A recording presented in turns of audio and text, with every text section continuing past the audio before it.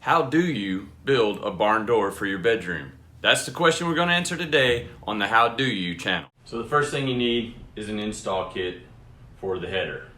And that's going to be the rail that the door will actually ride on and slide back and forth.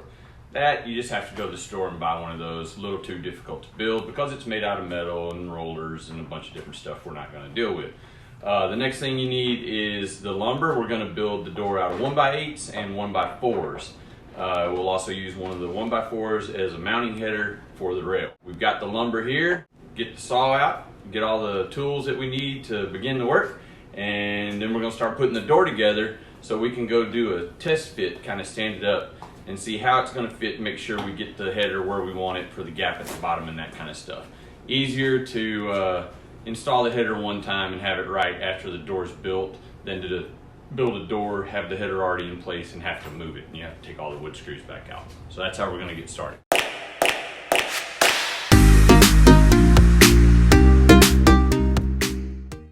So we measured the boards. The height of the door that we're going to do is going to be 8 foot 4 inches or 100 inches total.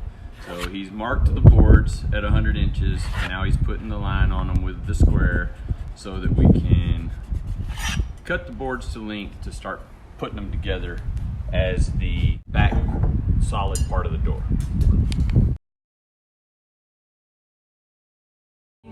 Step 2, read the instructions.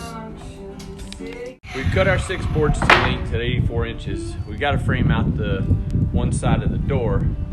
So now he's cutting the outside edge runners with 1x4 that'll go on top of the 2 outside boards of the door. And then we'll do the inside runners that'll fit in between those crossways on the boards to hold everything together, keep it tight. And then we'll run cross members Y fashion to make sure that we don't get any sag in the door one way to the other.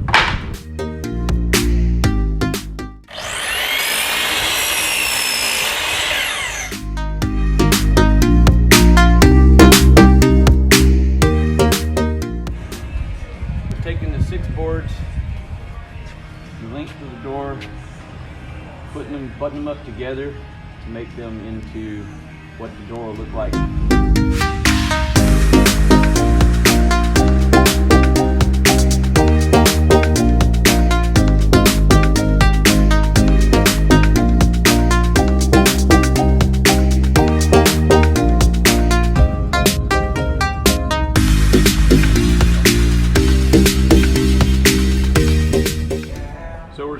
Made a center mark on the door, top to bottom, on the outside edges, and then we're going to mark the center of this board on both ends so that we can match the boards up, and this will be perfectly centered on the door.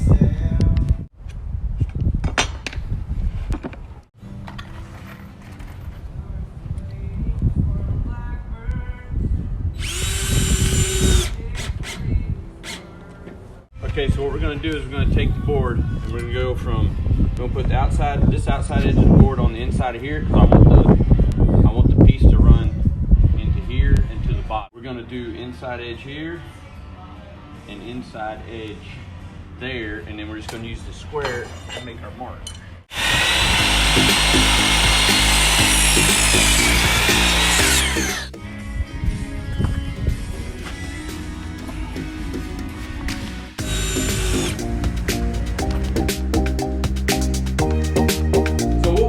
With is the 44-inch door that we're going to be hanging up, and the rail kit that we got for the door to roll on is 72 inches, which you need at least double, so 88. What we ended up getting was a 72-inch kit for the rollers, and then a 2-foot extender, and we're attaching the 2-foot extender. It comes with a little plate and 4 screws to be able to attach them together, and then we're going to mount those to a header board, because the header board is going to have to be used to mount the rail to the wall. You don't want to mount the rail directly to the drywall with the spacers because drywall is very soft and it'll crumble with the weight of the door pushing in on the spacers. So we're getting the rail ready right now. Then we're going to put the spacers between the header and the rail. We've already got the header board cut to 96 inches was our total length we ended up with on the rail. And we're going to mount those two on there. And then we're going to go figure out where to hang the header board and secure it into the studs so that it'll support the weight of the door. So we popped the chalk line down the center of the 1x4 header board, and now I'm going into the holes that will secure the spacers for the rail that it runs on, and marking the point where we're actually going to install the screws, which will be the center of those holes that are pre-drilled here. So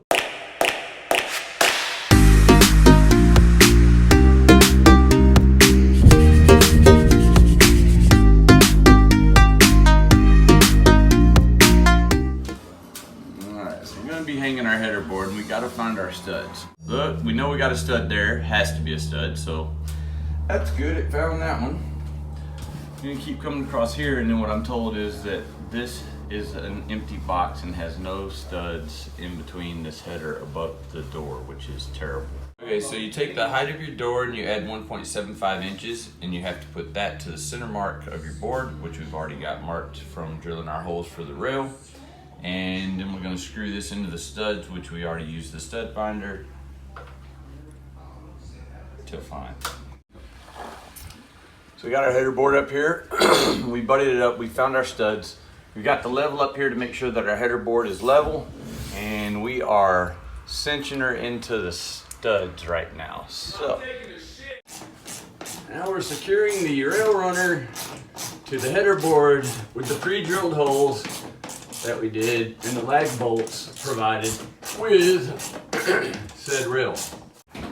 Yeah, so now we're gonna mark the holes, spot to drill the holes to mount the roller hardware onto the door. Mark these 2 holes right here on the provided template, and we drill them out to 7/16 so we can drop the bolts through there. On, we've installed our bump stops that keeps it from jumping the track, which 100-pound door, I don't think it's going to jump the track anyway. And then we dropped our handle right there in the center.